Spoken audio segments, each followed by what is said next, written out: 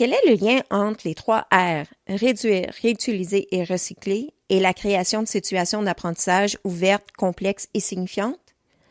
Moi, je crois qu'on peut s'inspirer des 3 R avec une petite licence poétique pour créer ou bonifier des situations d'apprentissage ou SA pour les connaisseurs. On entend souvent qu'il est préférable de réduire l'emballage à la source, qu'on peut faire mieux avec moins. Bien, dans une SA, on peut adapter ces idées en mettant moins d'exercices, moins de consignes et moins d'explications. Ceci laissera plus de place à l'élève pour faire des choix et prendre contrôle de ses apprentissages. Guidez moins et observez plus. Guidez vos élèves en les contraignant moins. Autant que possible, retenez-vous de leur dire quoi faire, quand le faire et comment s'y prendre pour le faire. Laissez-leur plutôt la possibilité de prendre l'initiative d'élaborer leurs propres solutions, de mettre à profit leur créativité et leur initiative pour traiter la situation problème. Vous pourrez ainsi observer comment ils s'y prennent, l'ordre dans lequel ils font les choses et les ressources qu'ils mobilisent. Beaucoup plus intéressant que de vous limiter à vérifier leur capacité à suivre des consignes.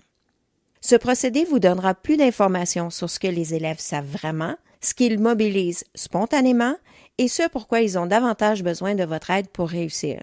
Toujours en poursuivant notre objectif de réduire à la source, il est souvent préférable de laisser les exercices à l'extérieur de l'ASA pour qu'elles soient faites quand et si les élèves en ont réellement besoin.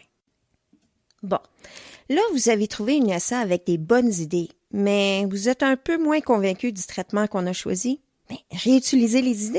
Pourquoi réinventer la roue? Donnez-lui simplement un autre chemin à suivre. Vous pourriez par exemple écrire une SA pour différents niveaux tout en réutilisant la même idée de départ. Par la suite, vous aurez qu'à adapter la production finale en tenant compte des attentes de fin de cours de chaque niveau. Réutiliser, quand on parle de recyclage, peut aussi vouloir dire valoriser. Ceci peut aussi s'appliquer aux idées de vos élèves. Chaque élève arrive, si vous me permettez, avec son propre bac en classe. Peut-être qu'il y a des trucs dedans qu'on peut réutiliser. Par exemple, vous pourriez demander à vos élèves d'enregistrer leur opinion sur le sujet de la SA au début et à la fin de celle-ci. Ils pourront ainsi mesurer l'évolution de leur pensée et constater par eux-mêmes le progrès qu'ils auront fait. Donc, réutilisez les idées présentes dans les SA existantes et valorisez les idées déjà présentes dans la tête de vos élèves et faites-en quelque chose de nouveau. Voici justement une idée que j'ai réutilisée et transformée. Réduire, réutiliser et renouveler pour le renouveau pédagogique, bien sûr. Avant le renouveau, pour chaque question, on s'attendait habituellement qu'à une seule bonne réponse. Maintenant, les questions deviennent ouvertes ou se transforment en tâches ou en défis. L'inattendu est maintenant attendu. Il est bon d'encourager les élèves à explorer, découvrir tout plein de possibilités. Certaines d'entre elles pourront même vous surprendre. Plus les élèves seront engagés à trouver la solution, plus elle deviendra leur solution. Et plus un apprentissage est pertinent et utile pour l'élève dans sa vie, plus il y a de chances qu'il l'intègre. Êtes-vous d'accord? Autrefois, on enseignait des savoirs pour préparer les élèves à passer l'examen. Point. Aujourd'hui, on demande plutôt aux élèves de décider, de prendre position ou de prendre conscience quant à un thème ou un enjeu spécifique comme finalité de la SA.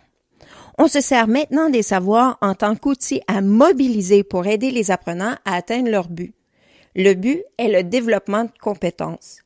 Dans le même esprit, il est bon de recadrer notre utilisation des outils d'évaluation. Bien plus qu'une finalité, c'est un ensemble de moyens pour mesurer la progression et alimenter la rétroaction. En conclusion, réduisez le pas à pas, réutilisez les bonnes idées et renouvelez vos questions et attentes.